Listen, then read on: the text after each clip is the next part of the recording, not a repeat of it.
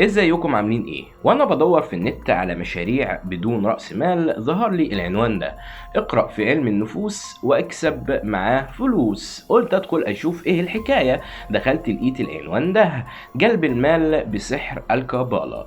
لما اليهود أخدوا على دماغهم في إسبانيا وانطردوا منها، بدأوا يدوروا على مهدي خاص بيهم يخلصهم من اللي هم فيه.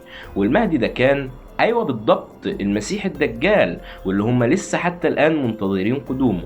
ساعتها تطور علم الكابالا: يهود ومهدي ودجال وكابالا. قول لي يا سيدي انت عايز ايه؟ بص انا هقولك. الكابالا هي مصطلح يهودي معناه ان كل كلمة ليها معنى باطني، وان الدنيا دي عبارة عن شجرة مقلوبة جذورها في السماء وفروعها تحت في الارض، بيقدر الانسان يسافر من خلال الشجرة دي روحيا الى السماء. في كتاب موسوعة اليهود واليهودية والصهيونية كتب الدكتور عبد الوهاب المسيري ان الكابالا هي مجموعة التفسيرات والتأويلات الباطنية والصوفية عند اليهود، وقد أطلق العارفون بأسرار الكابالا على أنفسهم لقب العارفين بالفيض الرباني. وكأن معرفة ربنا بتبدأ من مذاكرة الكابالا، وده فعلا في اعتقاد أتباع المذهب الكابالي إن الطريق الوحيد لاكتشاف الحياة الروحية ومعرفة الإله الخالق هو علم الكابالا. من الكتب المشهورة في علم الكابالا كتاب الزهار، والزهار معناها النور والضياء. لما بدأ ظهور المعتقد الكابالي كان فقط بين اليهود، وكان ممنوع أي حد تاني ينول شرف تعلم الكابالا، لكن مع الوقت انتشر إلى أوروبا ومنها للفلاسفة الأوروبيين، وبدأوا يحطوا التاتش الخواجاتي عليه. وطبعا مفيش حاجة حلوة من غير لسوعة، واللسوعة اللي حصلت هنا إن أتباع المذهب الكابالي انقسموا. فريق قال إن الكابالا أقدم من جميع الديانات وظهرت مع وجود أبونا آدم على الأرض. فريق تاني زعل وقال لأ، الكلام ده ما يصحش، الكابالا ظهرت من أيام النبي موسى. وفريق تالت قال لأ، استنوا انتوا الاتنين، محدش أصلا يعرف تاريخ بداية الكابالا ولا بدأت إزاي، ولكن هي فيها نكهة يهودية.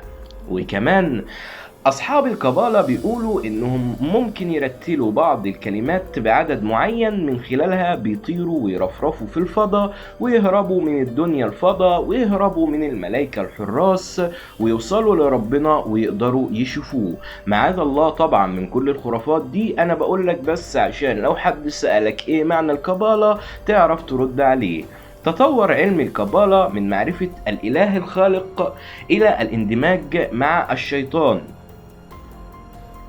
وزي ما في إله في السماء كمان في إله في الأرض وهو إبليس.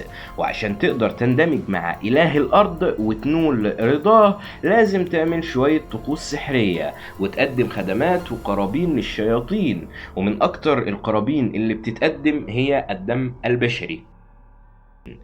بعض علماء اليهود بيقولوا إن اليهود مؤمنين بالسحر من أيام وجودهم في مصر الفرعونية، وإن أجدادهم اتعلموا قواعد السحر من المصريين القدماء. والدليل على ده وجود سحرة يهود شطار جدا وظهروا أكتر في العصور الوسطى.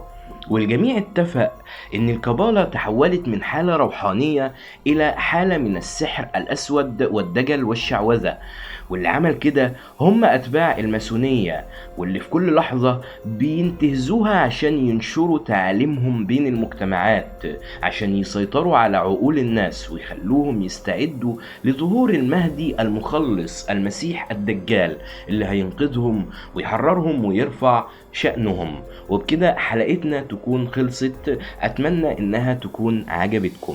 ما تنساش تشترك في القناة وتفعل جرس التنبيه عشان يوصلك كل جديد.